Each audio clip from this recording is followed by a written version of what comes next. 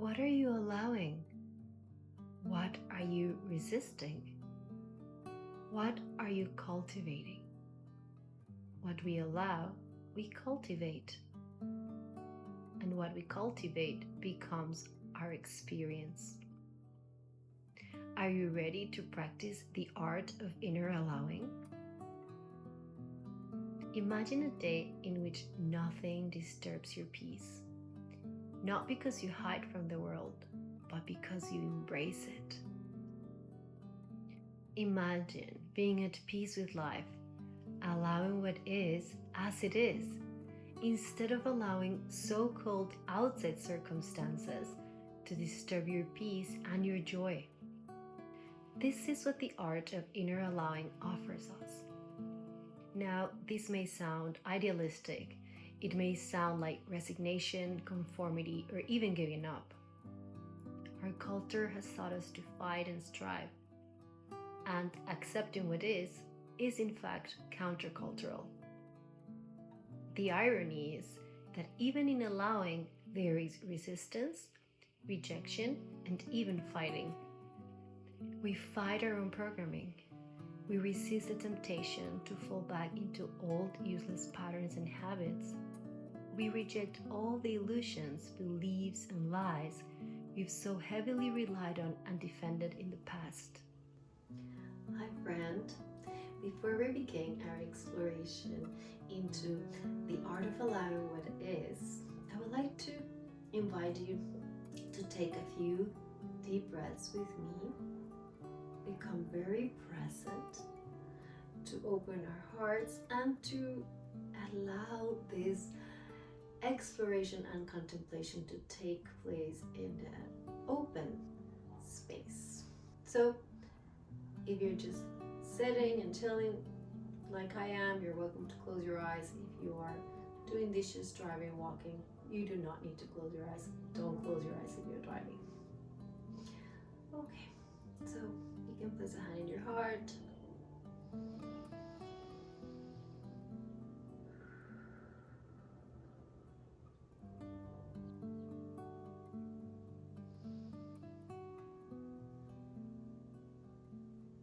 Okay, thank you.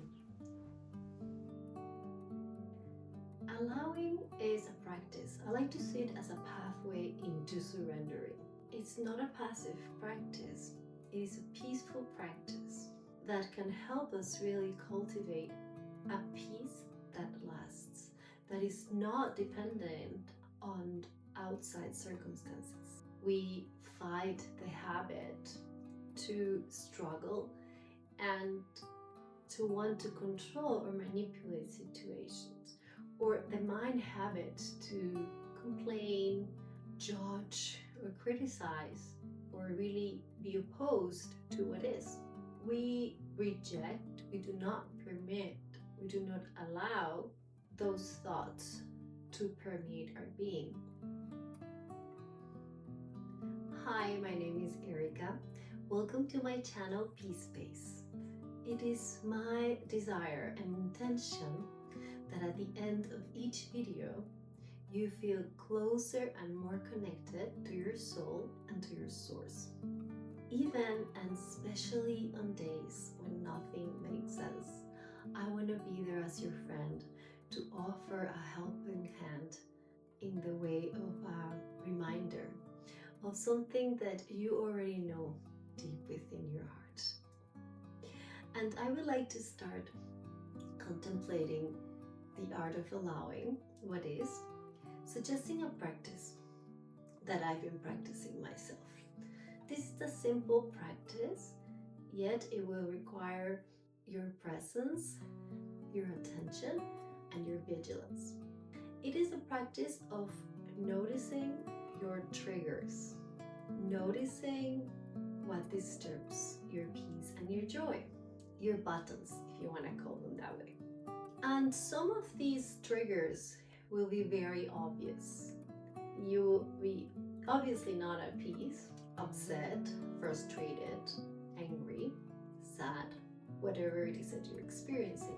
And others will not be as obvious. They are sneaky ones, and they come in the form of an annoyance, impatience, judgments, and the mind's habit of criticizing, judging everything it sees or perceives. So that is why this requires your vigilance and your attention. And I recommend that on the day that you choose to embark upon this practice, that you start your morning in the most peaceful way, so that you can start from peace, and then it will be easier to notice when your peace gets disturbed. Often we practice meditation, or we go for a walk, or we practice breath work, yoga, prayer, whatever brings you peace, and we feel very peaceful and joyful and centered during those moments. And as soon as we start our day or face the real world, that peace gets disturbed. So this practice will help you to cultivate your peace throughout the day, and to not allow any so-called outside circumstances to disturb your peace. So start your day in a peaceful way, and set the intention to notice when your peace or your joy get disturbed, to notice your triggers. And on the first day, you might just notice them. If you want to take note, you can. You don't need to. Just notice, oh, this is upsetting me. If you want to take this practice a little deeper, this is what I suggest. Notice what's disturbing your peace. Let's say the line is long and slow, and you notice yourself starting getting very impatient and annoyed, and perhaps judging the entire situation. Interesting. This has triggered me. That's the first step. You notice it. And then you study it. What am I telling myself?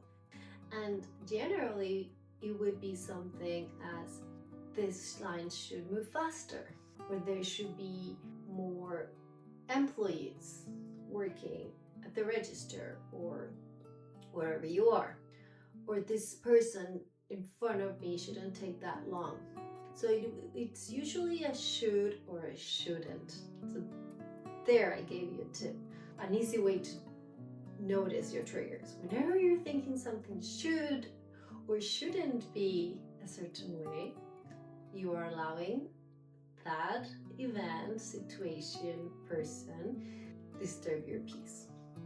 And Louise Hay has a great way of shifting the shoulds and shouldn'ts. Whenever you think of a should, you can shift it for the word could.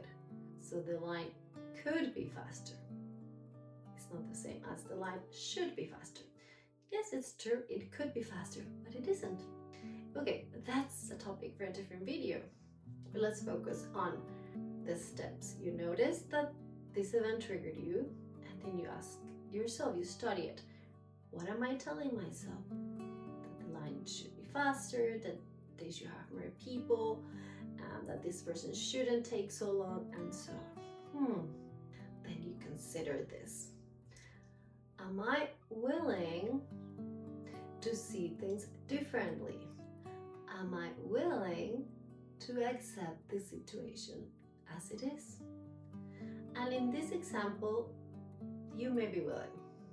It may be easy for you to shift your perspective and just accept the line is slow. It is what it is. There will be other situations when shifting your perspective and accepting what is won't be as easy. But that is why we practice with the low-hanging fruit, with everyday small annoyances, so that when bigger events, or what we consider bigger events, trigger us, or people, situations, we have developed the practice of noticing and shifting our perspective. When something seems impossible for you to reconsider, when you think, when your mind is telling you that you are right, the other person is wrong, or the situation is wrong, and that you simply can't seem to shift your perspective, ask for help. Ask God, your guides, your soul, the universe, whoever you trust, to share their perspective with you. God, please help me see things differently. Share your perspective with me. Give me a broader, higher perspective on the situation. Open your heart to receiving this help. So once you are willing to see things differently, then you allow whatever is present to be present, including your emotions. So if you're frustrated about the line being slow in our example, you allow that frustration to be present without feeding it with more shoulds, shouldn'ts, or whatever your mind is telling you, without feeding it with your thoughts. You allow the frustration, the sadness, their anger, whatever is present along with the situation to be there. You notice it in your body. You start focusing on your breath, so you're not feeding it with your thoughts. And when you feel that the emotion is moving through you, when you are allowing the emotion to move through you, you take a deep breath and you let it go. And you do these over and over and over again. So, waiting situations like lines, traffic, waiting for the train, they're very good for this because you have the time to do it. At other times, the trigger and the reaction comes so fast that you may notice it later, when it is too late. But it is really never too late to consider and contemplate how you could have reacted, how you want to respond actually the next time. This, of course, doesn't mean that if you can change a situation, if you can make things better, easier, more fun, whatever it is, that you don't do that. If there's a shorter line, by all means take the short line, unless you want to practice and you decide to take the long line instead. But it does mean that you are not wasting energy and time trying to change things that can't be changed, or simply allowing that little voice in your head, little inner critic, who tell you what shouldn't be, and just really fight reality, fight what is present. This is the only way in which we can cultivate lasting peace, when nothing around us disturbs us, when we can notice our triggers. In the beginning there will be many, and say, interesting. Oh, look, there it is again. I allow that to disturb my peace, to take away my joy. And little by little, as you practice, as you embark on the pathway of allowing, it will become easier for you. And when bigger triggers or events or situations occur, as they will occur, you can be at peace with them. With the big things, the loss of a loved one, a big shift, transformation in your life, a big decision, something completely unexpected, any kind of what we consider struggle can become a challenge that we see as an opportunity for growth, an opportunity to practice and cultivate our peace and our joy from the inside out, and not expecting everything else around us to conform to what the mind is telling us should or shouldn't be a certain way.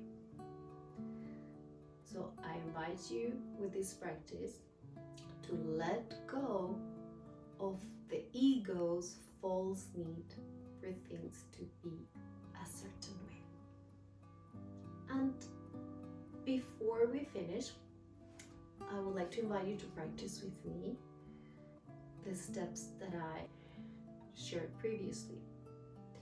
And with that, I'm gonna leave you hopefully feeling a little more peaceful and a little more connected and with more confidence to cultivate this inner peace and joy that is your natural state. This is why this practice is so important, because by doing this, by cultivating this inner peace, we are really allowing our true essence, our true self to shine in the world. And this is how we can be of service to others.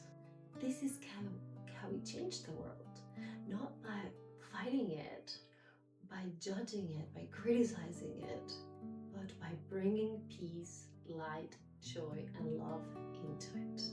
I would also like to invite you to explore the inner allowance sessions that I facilitate.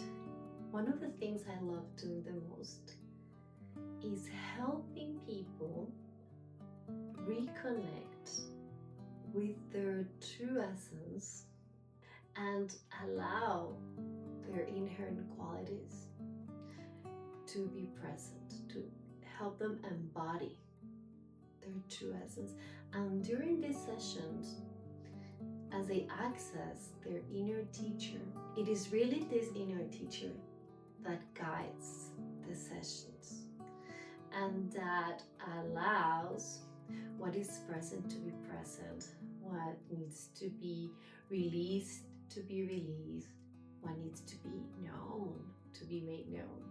So if this is something that sparks your interest, the inner allowance sessions that I have the honor to facilitate, along with all my work, will be linked in the description below.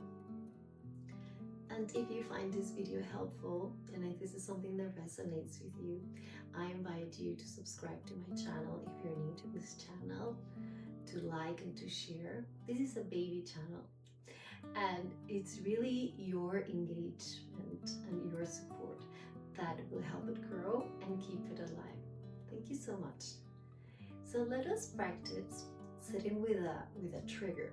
And for this, I invite you to bring to mind something that has recently triggered you.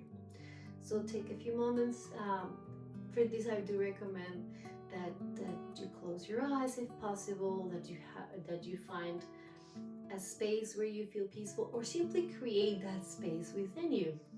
So feel free to pause the video to do this. To save it for later if that's not possible for you right now.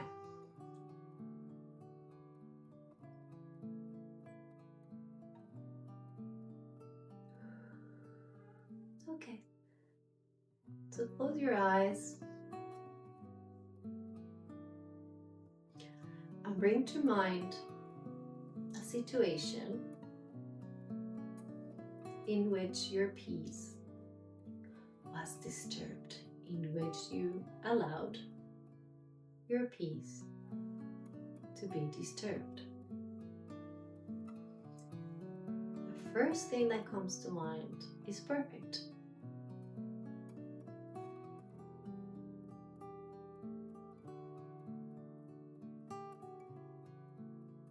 Notice how it feels when your peace is interrupted.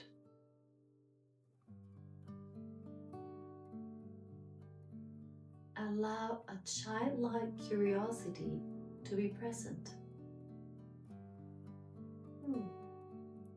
Interesting. This disturbed my peace. You can even be a little more playful. Here's a trigger, an opportunity to practice. Notice it.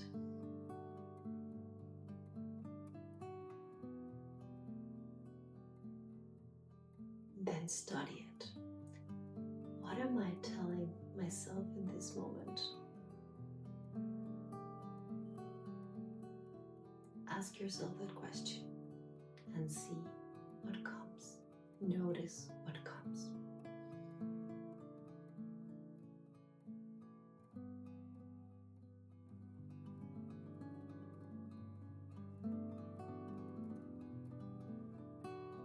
Let the mind chatter for now.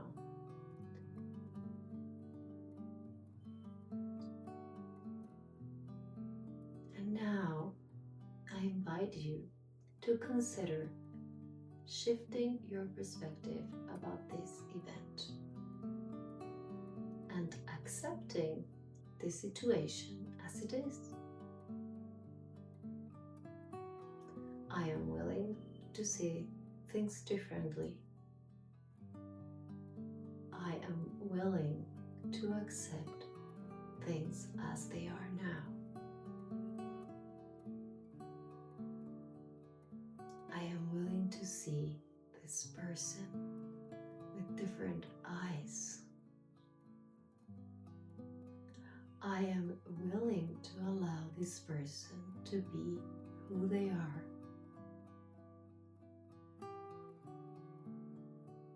If your mind is telling you that this is not possible for you, then we can ask for help.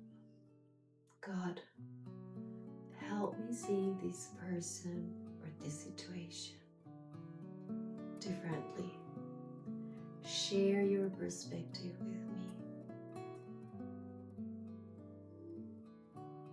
God, I can't seem to let go of this situation. I can't seem to accept it or to see it differently, but I am willing to.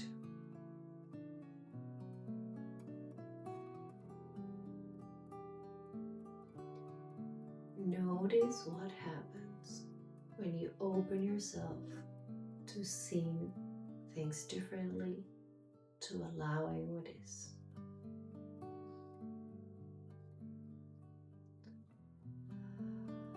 Perhaps you feel more relaxed. Perhaps there's a crack starting to open up in your heart, in your mind, where the light can enter. Allow your heart to soften and your mind to open.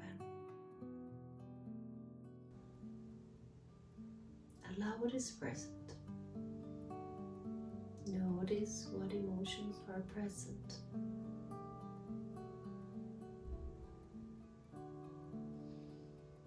Allow them to be and to run their course. Whatever it is you're feeling, anger, frustration, sadness, hurt, guilt, resentment, judgment, whatever it is, allow it to be. At the same time, allow your breath to help you feel what's present and be at peace with it.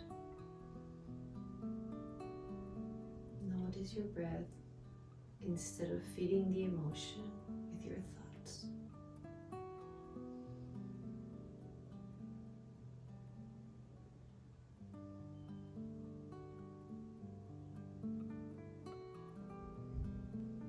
Start breathing more deeply, allowing the peace and the joy to return. The love.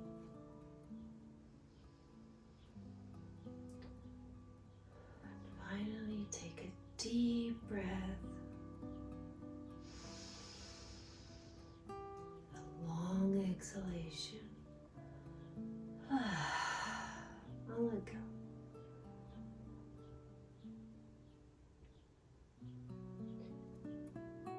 We won't always be able to close our eyes, go within, and go through these processes, these steps. The more we practice, in moments when we can, go within and give ourselves the time to allow what is present,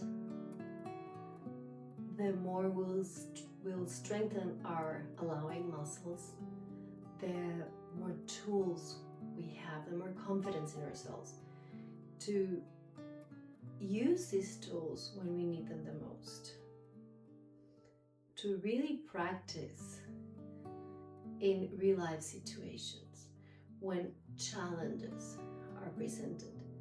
Challenges that are really gifts in disguise, because each challenge, each trigger gives us the opportunity to notice and realize where we are not yet free, and to change that we can change. Thank you so much for exploring this art of allowing with me, for practicing with me. And I hope you have a wonderful rest of your day.